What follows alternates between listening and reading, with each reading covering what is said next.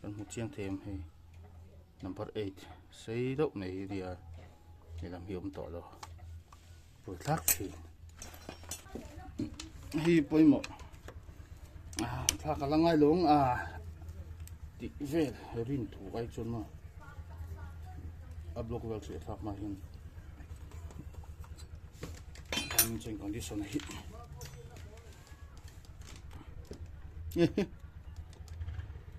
tlum vak thei to time chain po na don chut tur ani hei a chuan muang chang hi thlang he lai hi kan lo enang tensioner po chia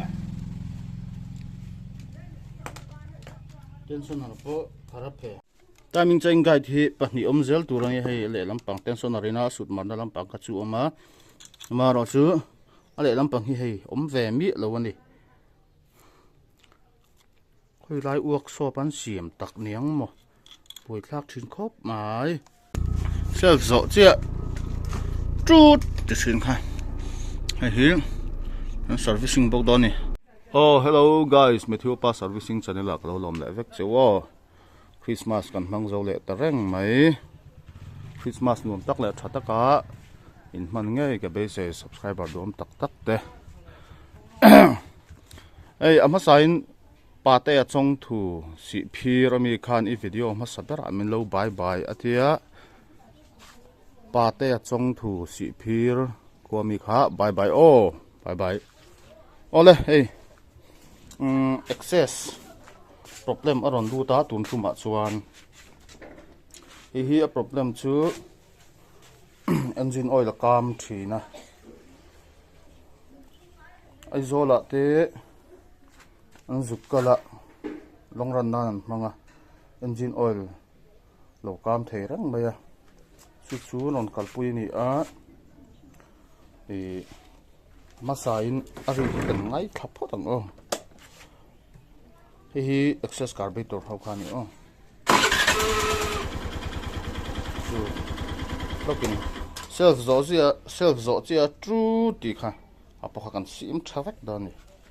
enge ani ti te kha uluk don kan lo en chho don ne kan liu thei te lo om ve ni chuan enge ani ti kha kan the chho le don kan shit pha le don ni chu Sumo. Hey, ari hi.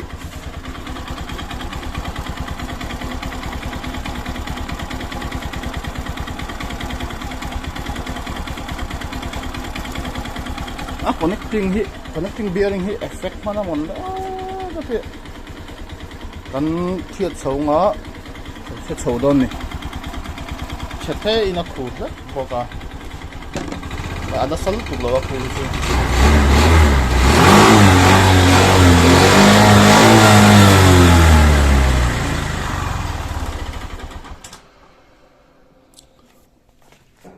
Mi po hian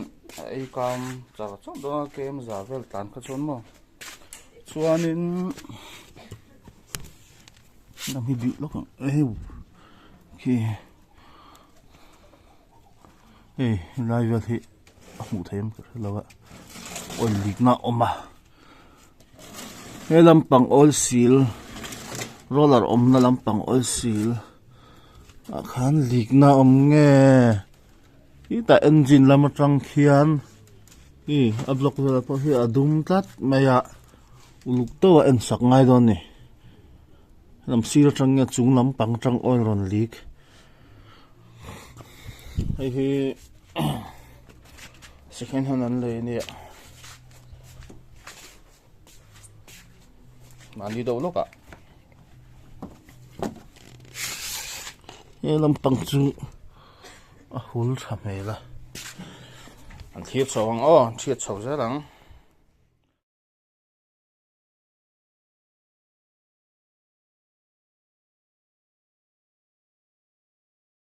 cover chu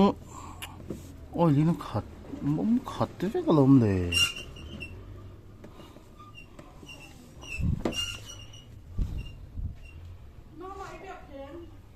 a leak nem li a he ta tang point leak char don ni he tang leak thavek nge a checking kan check vak don ni ami hong chung hian ngay thời đó càng engine không mà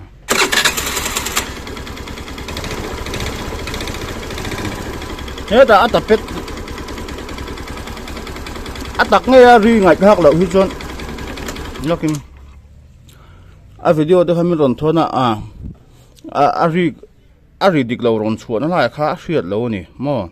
mà rồi tắc nghe ya chuan thế ta alu trăng nghe lấy hồ nó trăng chỉ khá xuyệt về thấy ta khai khá buổi thác xin tắc nghe còn ngày khác về đó xem hey tụi mình bỏ hiện hết tại hiện tập hết lắm mà hiện ri lâu nè lấy ri lót mày timing check cái tension thế cần check số ngá connecting cái cần check số ngá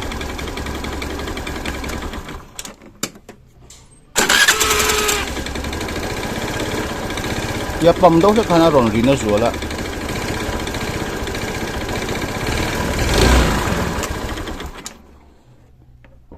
timing chain tool to emo tensional thalo emo ringot ani chuam alom le ngani tu te tan connecting ani ero chuan hau tak le don thung ani chunia engine oil level check pe engine oil kam them ti lai kha kan check uluk ve pe angai ani no avai thri dar vek te ngai phe chuan tuna connecting rod bearing buk te lo ni phe chuan phel dar vek angai ta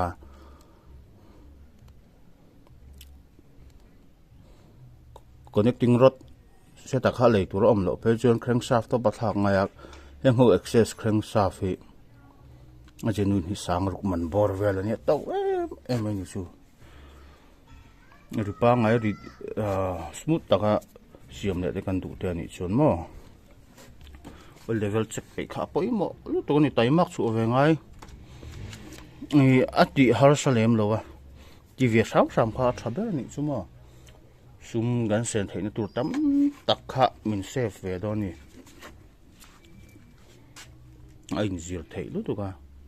oi level check dan vel lai mấy kha chu mo rồi thì cần thiệt sâu ngã cả bây giờ phải là tháp phốt à nhưng chỉ hình là tháp lốc đó này chỉ sự trăng ở sông sông cái là thầy đón là phá nó sẽ chìm đón này engine chuyện đàn về là kha nghe cần sẽ đủ in cái gì à comment sen khát đáp han khang về là khát chú à thầy ăn chân rồi thì cái đầu tu mang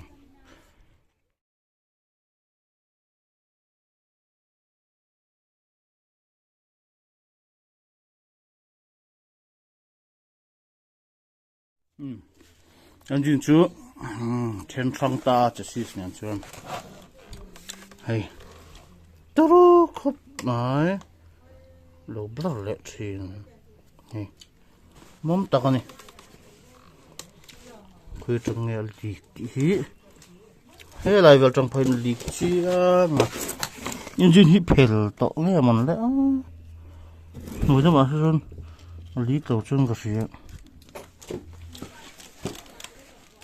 lịch là hơi xuyên về thế mà chúng nằm trong bộ thả đi nghe đi lộc đây này không tạo ra thoát ra mà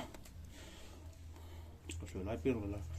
đi lái nát bạc nhỉ hết có vật chú lái nát bạc nhỉ này mấy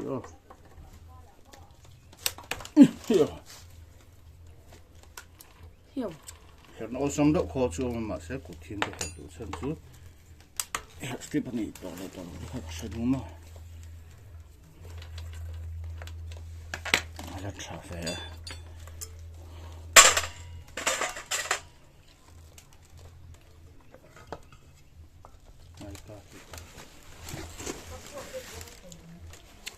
anh như là cái này mình đặt xin nó tập cái cần check phim suốt tất cả mà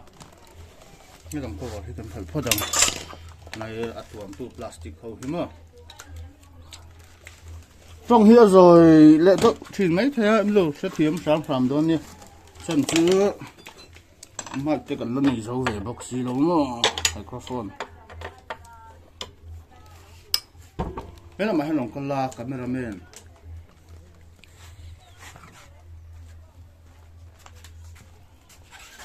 ngay mặt side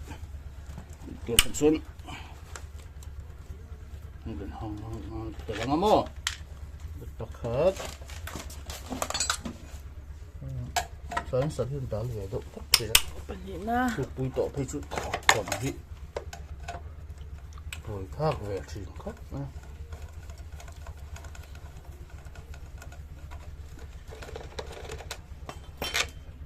ถ้าก่อนนี้ติ้งชุดนี้เราเสร็จก็ตีปุยครบในชุดที่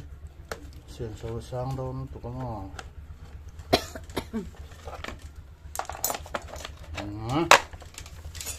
จุกที่กันห้องเหลือแล้วพอทั้ง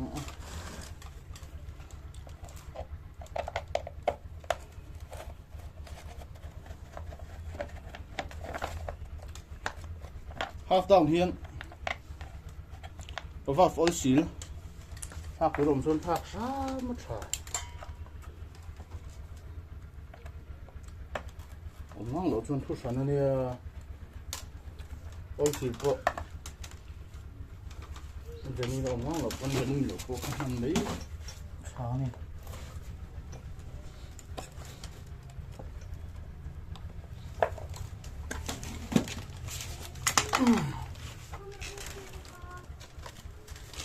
นั่นแหละมาเราถ้าเกิดไล่ตัวเข้าที่หูกินแต่ไงมั้งก็ไม่ทำแม่นที่ชื่อนี่แหละก็ไม่ทำแม่นก็ไม่ทำแม่นเมนนี่มีอะไรเนี่ย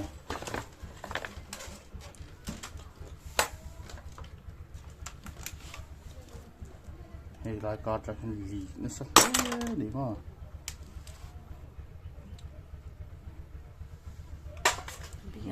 ดูมินตุ้มเขาเลยก็จนล็อกกินเฮ้ยน้อยวันเฮ้ยดุมเฮ้ยโอ้ยเฟลเนี่ย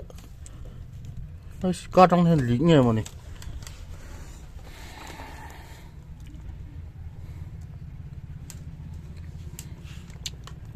ที่ขันได้มีงานกันโกยไง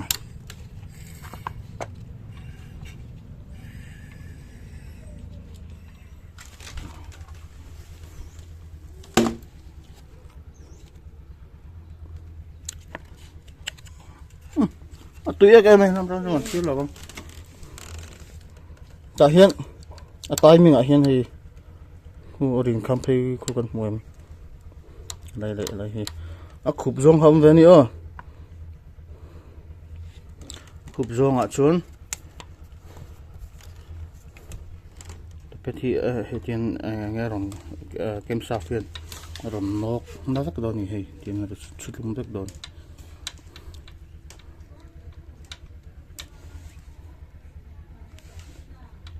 อันนี้เขาจะตัดเป็ดจูริอันนี้พันละแต่อะไรเรียกอะไรเห็นเนี่ยอะไรเลยเป็นส่วนของบอร์เฟลที่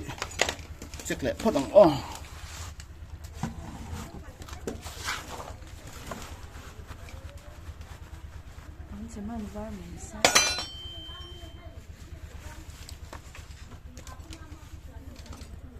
timing change condition and put on hi poi moถ้ากำลังไล่ลงติเวลรินถูกไอ้จนมาอัพโหลดเวลเสียทับมาเห็นtiming change condition hiชุดพอดชันเนี่ย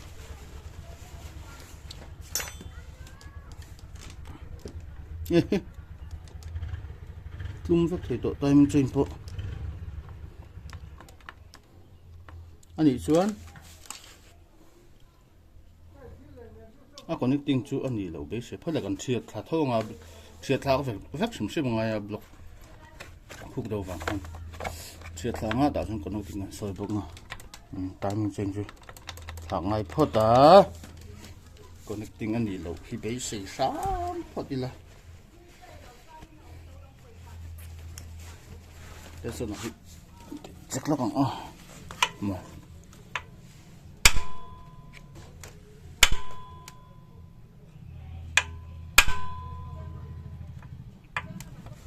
tlung tiro nó đông chụp tủ ra này hiểu chuan muông trang như thằng thế lại thì gần lâu em nằng tên số nào bớt xì à tên số nào bớt khá là phê mà sẽ hi cái vỏ lấy lót đòn chân chú có thịt chín đủ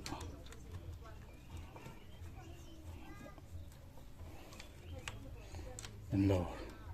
thì hiền cái lết ngay miệng luôn thun full thấy to nữa tại mình trên sau ngày tuổi tuổi chứ cái ròn đạn nữa tao ha bài cả thì bộ anh nặng vét hay là em đạn hay chứ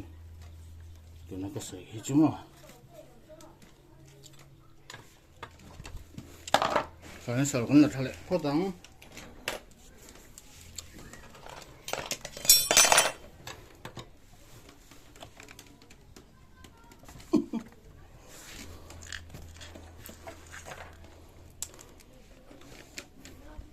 chú number 10 not pan hi ni mi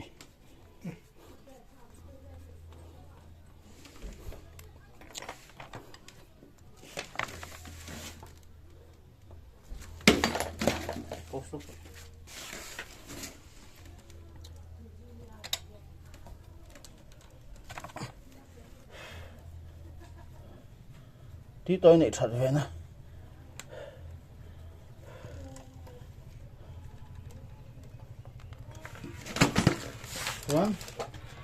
cái lắm hi sáng sớm thùng đạp vào hay thịt lộc này nhỉ mò sáng sớm được buồn hoa hay với tùng xuống thì lộc tôi dày bùn ngót tên nữa chứ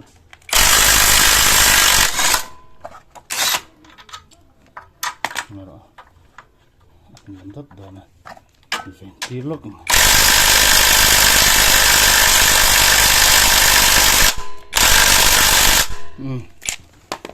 nhiệt rù ra hết đây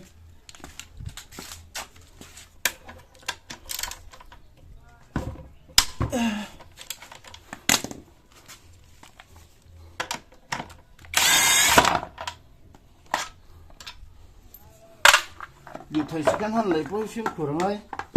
với ảnh ra nên lầu đau tộc như siết tệ xí lâu mà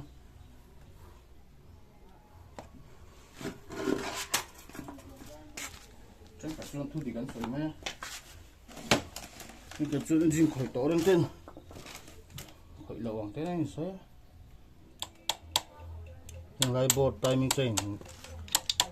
gear cái lạc lạc phát ở ngay mà chân mình nó lạc lạc nó mới giống được thì hiện tay mình cái đà lại phát ở này tay mình cái đà hiện cho vào xem xíu mà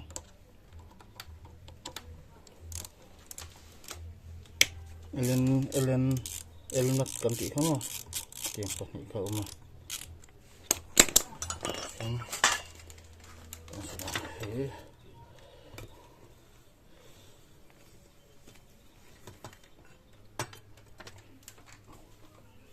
no someone is going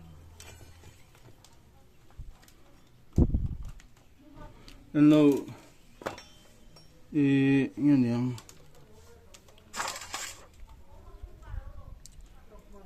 ta mình chơi thì summer giống tổ lộc ta anh làm chơi lâu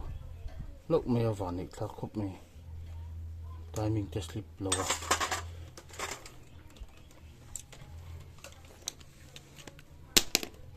hay bật hi gan hết rồi nó ngá anh đặt khu đặt thầu thạc bật hi lỗ mà bằng chân phim khu đâu thì về ngay này thì là đấy thì kiểu mà em bị pier hi pon là maro đâm thua pier hi fit lắm ta hắn lật đinh giông vỗ hú thì không thấy ta thì làm thấy nhỉ chứ mà thì hiến ăn lẩu mà anh bị có mà hít chung lắm ạ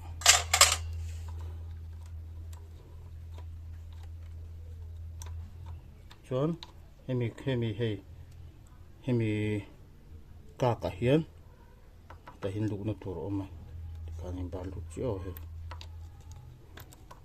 lục đam tết đấy khác này về lắm này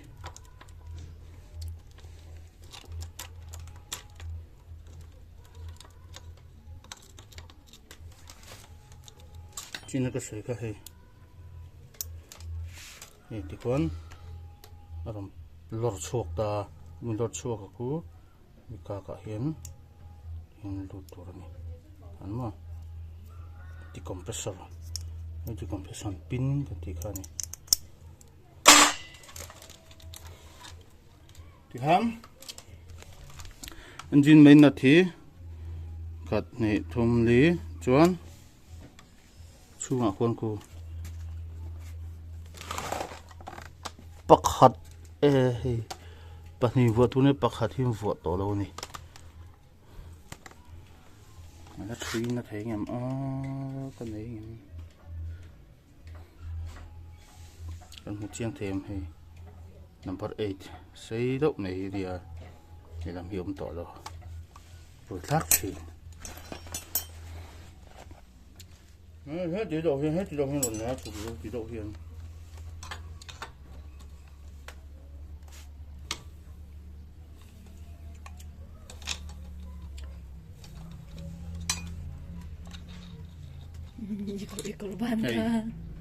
hết tiền hi bạc khá là vô tổ lâu ni mò lại làm mình tụi nó chỉ nó cái sợi cả tiền hi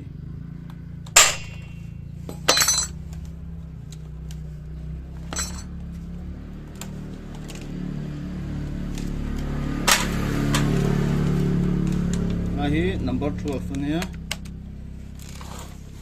ngoro ngoro còn ăn được kiểm tra thế cần check tụi tăng hết chết đấy cần hiểu lúc như sao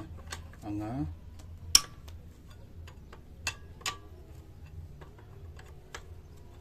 anh mà phi lệ là mà bộ tay thể hiện thiêng đầu tóc anh này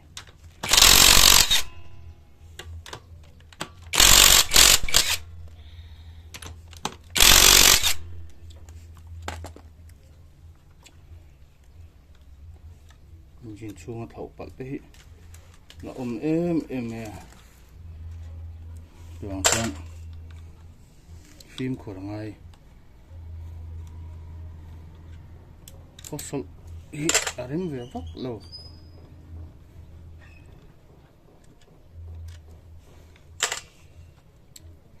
subscriber thế khi tu thế bên trên vạn này khóc mấy hay cameraman cái này lốc mẹ vạn này khóc này chụp cái này mà anh gì thì chụp tất này hắn bật chết tóm mấy con này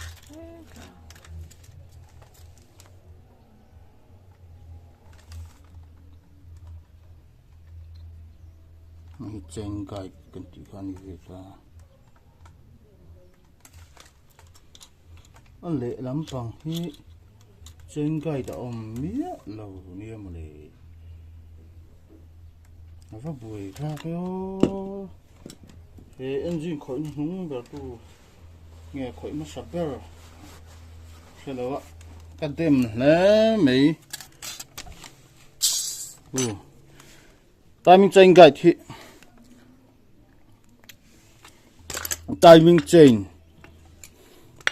cái áp cặp tu này ta không bị cả con timing chain haron sầu ta timing chain cái khan anh nghe anh cặp cả lạc tu này chung sẽ thêm em thì hết là mặt chung mà hay hi tension là rin ra aron sút na làm bằng khan ta ni làm bằng hiền tension là khan rồi normal ta mà thì trên cái tàu chuan thì là thì hành normal luôn khá harem xuống đâu ta hay mình mang hiền ta hình tension là khan rồi nora chuan làm bằng hiền timing chain kha van normal ta ni chuan để làm bằng hi lom về tu ra ni à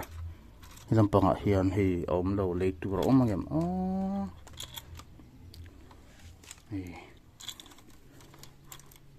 ta hình trên cái thiếu thà về tu ra ni à om lát lâu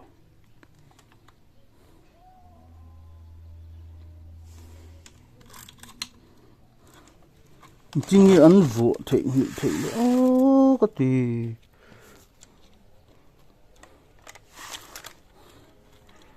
cái làm bằng hiện tại mình chính cái về tủ ra đi à lâu lát mấy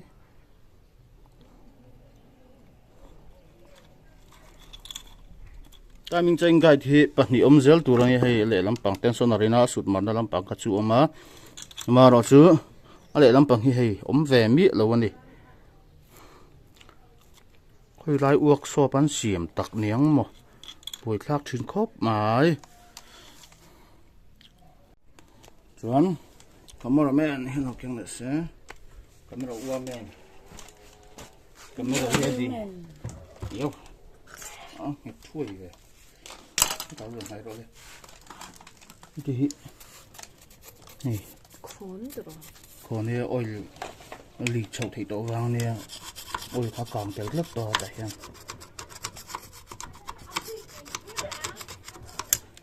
rồi chín lớp chứ đủ thì tổ không mà piston pot đấy piston ring condition cái NV sim măng áp lực cái là thang à bồn nghe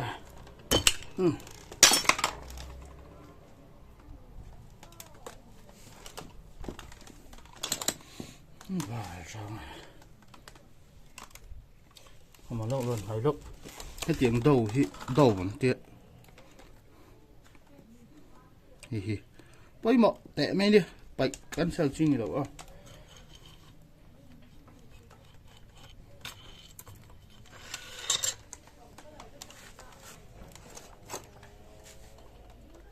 block condition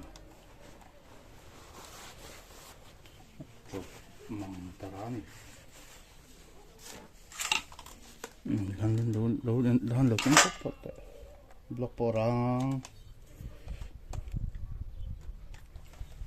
hay làm sạch chung làm bằng sạch rang lấy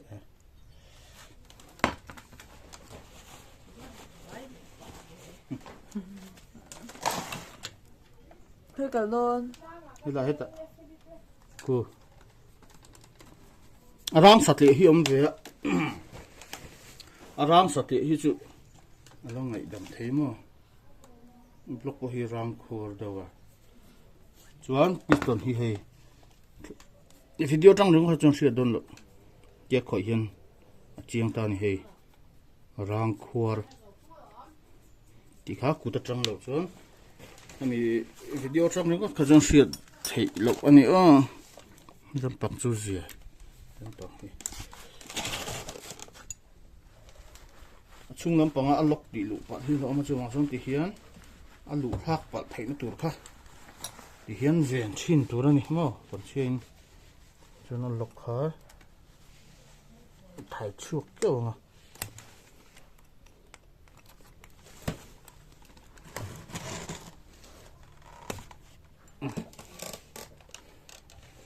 xì lóc mà xì lóc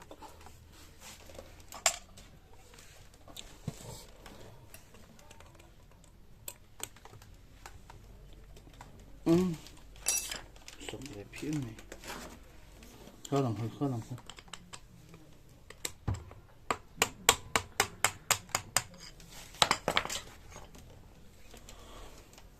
làm chú rượu đồ ráng tốt vào làm hí cụ ta nợ thầy là lì thầy xíu chứ cụ kem khóc nội mê này piston là thà zawa connecting rock chu lo ni ta le lampang ko le lampang hu crankshaft ne len connect ta lampang ha piston a mo piston len connect le ta man daw ngc ska rang soi kha he la tiang lai chung de hi tia vir vek thei tur hin ya ein cha vak ani mi chung hin mo engine oil om lo atlan engine oil om mang lo wa tlan vak khan engine sat tur bak ai sa aron sa vaka chu chuan thirin nok ranga kha chom tu oil om to lo kha chuan thirin nok taranga kha chu ein welding ve thei ni ti chu kan se wanga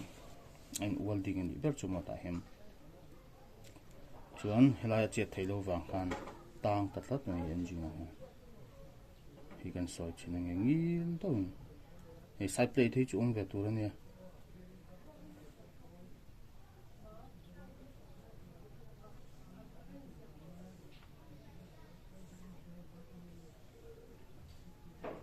chete chu na bu ka chete tak takin an soi le lok nge ril ru zong pe ka ngai side plate chu tu kan ti to ha side plate in car angil don gan de ka mi virtu kan tlo bet la tang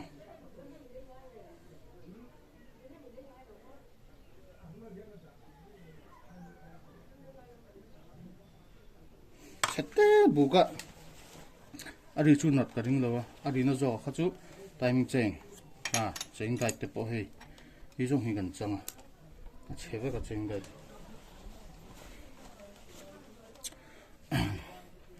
hemi hetiang khopa che hi ka li the siam to hen kala selawa timing cheng guide hi mo nge an siam nun bel na hian thang tu rom si lo nga a thei dan ang inam phu chok ka se to big lo tiang vel te su ni ka ring do wa ka se thiam se big lo ka chu chuan heram ka tang khan a li bo ga oil kha hi rin dan chuan in an siam hun berin hi angai hi an manganga angai man hi du chun ti hin angai man thei ma se he oil he ta tang oil ron chuaka a block no hian hei ron kong om ta chuk na ma khur o he ti da kal pheya he ta hin oil hi ron chhota ni emi hlui hi athara om ngang o chun bon ta pun a man thei tu mar chu bon ta kha thim ve thunga ngai helai oil kal block pheya ita ve chun chu lama oil pass lo nga thil tam ta ka ti che thei ni karin dan chun hei hi angai hin nangang a bon tat mi lo tiam chin le topong noi hin nam tak mai ma hi kickbox hi kan hong bok nga lai oil seal kha tha em chi an ngai ni he lampang hi chu magnet side lampang a po hin oil seal om kan ti to kha a ro tha kai lam chu lik lo wa ei le tam chu oil na chi a pi lo ami connecting rota chu anei tu te kan bianga iti lo ang anti ka soi ta ang han crankshaft top hian sang ruk manania ami connecting rot te hi thak tur chuan kanom na tring aizol la box ya walua khamo ami connecting rot po hi om kherangem kha chian phote nga crankshaft top hi chu serchip dealer laman ne ya tiang vel te chu ni a nei tu te nei kan bianga thak tur an ti chung kan thla ka nga abuk hi chu na lo chete tak tak ani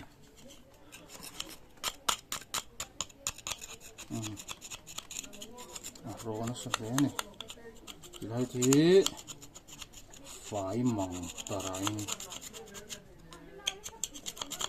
ti fe ka nga an khoi manual to ni engine hi ma ni lam po hi tharam han turam chun tharam ma ni ta suna sun ha khor ve duk to chon hei lai nat te po hi an her chevek ang chu ni to me hi an khoi ve nel nual to ni khoi tu hian sa sam he khop mai da valve te hi lig lo check ve ka nga valve oil seal te tiếng khán thế thì anh top hiện valve hi nghe siam to le to lo hi siết thế tlang siam to chuan valve fa pui thei lo exhaust side lampang chu tlang ala thakop me lam hi exhaust side ania lampang intake lampang product thabi me anga chu thak ngai lo tu ra ngai ma chu va possible thak hết non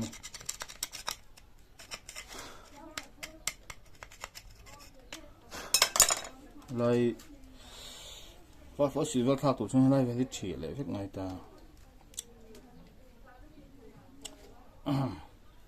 ok connecting rod về thì có thể rồi cả về thì gần thằng nào mà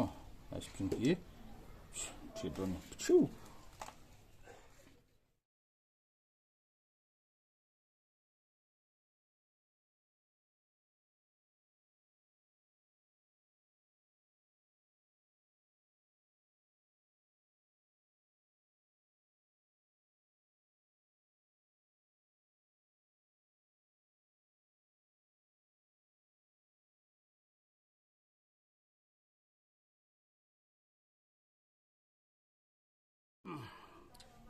làm down fella thì all seal chu ni ta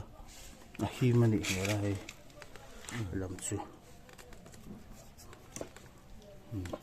lịch sinh chuan mom luam tu ra nè chuan làm bằng hi gearbox all seal về thu nè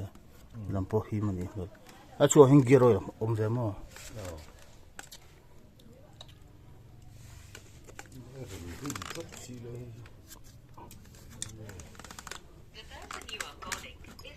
ôi xì chú cho này nè chuan roller hi thak angai boka hek ve nual tomo roller thak ngai lo kan fiat itan thu chu roller mal tin kan check anga khu kan mu them em hei hek ve loi to ni tingam ko chuan roller thak angai ti na ni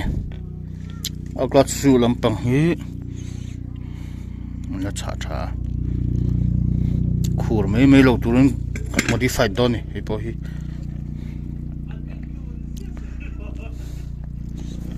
chuan self zo trut self zo chia trut ti sin kha hi servicing box doni self motor hi ma hay như thế này self kan met zo chia nunga nung khel lo apa self an choi zo chia trut ti ka jon hay ni self motor hi